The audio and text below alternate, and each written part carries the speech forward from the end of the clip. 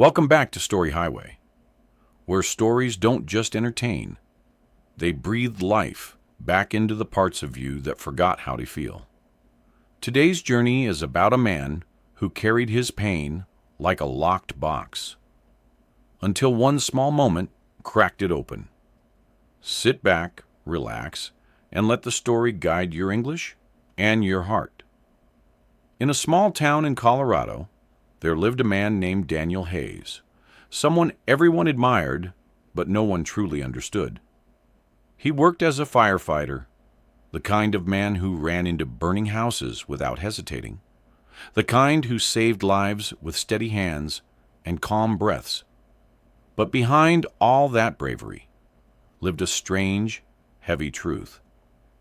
Daniel had not cried once in 20 years, not when his father left, not when his mother died suddenly of a heart attack, not when his childhood dog passed away, and not even when he held the trembling hands of strangers trapped under collapsing roofs.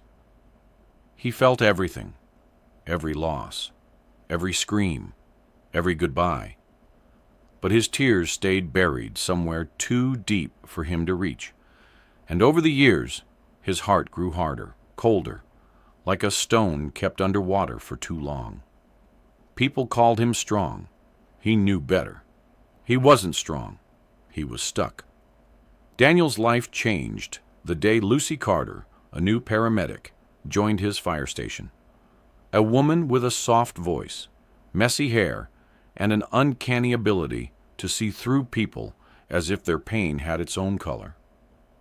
She noticed the way Daniel became always still after difficult calls, how he stared at walls like he was searching for something inside them, how he kept a small, worn-out photograph of his mother in his locker but never touched it. One night, after a rescue that left Daniel covered in soot and silence, Lucy sat beside him on the fire truck's bumper and whispered, "You know, being unbreakable isn't the same as being okay." Daniel forced a smile, the same practiced smile that fooled everyone else. But Lucy didn't look away. "When was the last time you cried?" she asked softly. His throat tightened. "I don't," he replied. "I can't." She didn't push. She simply placed her hand over his and said, "Then maybe you're holding too much." Her words followed him everywhere for weeks.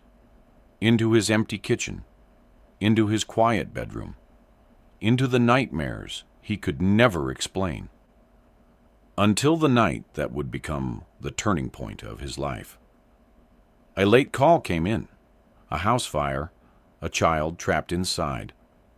Daniel rushed in first, as always. He found a little boy hiding under a burnt table, shaking, crying for his mother. Daniel carried him out through the thick smoke, whispering, "It's okay, I've got you."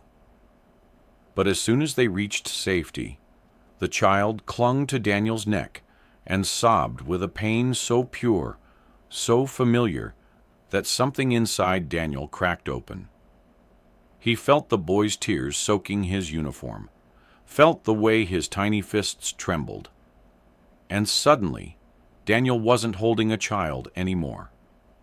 He was holding himself at 8 years old, waiting for a father who never came home, holding himself at 18, kneeling beside his mother's cold hand, holding himself at 25, burying every hurt because he thought men weren't supposed to break.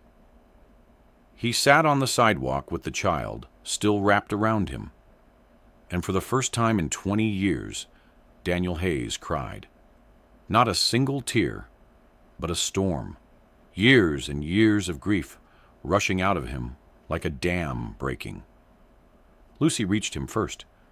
She knelt beside him, touched his shoulder, and whispered the words he didn't know he needed. "You're human, Daniel. That's all you ever needed to be." From that night on, Daniel changed, not into someone weaker, but into someone real. He laughed more. He talked more. He visited his mother's grave not with silence, but with stories. and he allowed Lucy into the corners of his life he once kept locked away.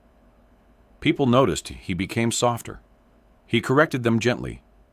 No, I just stopped being afraid of feeling.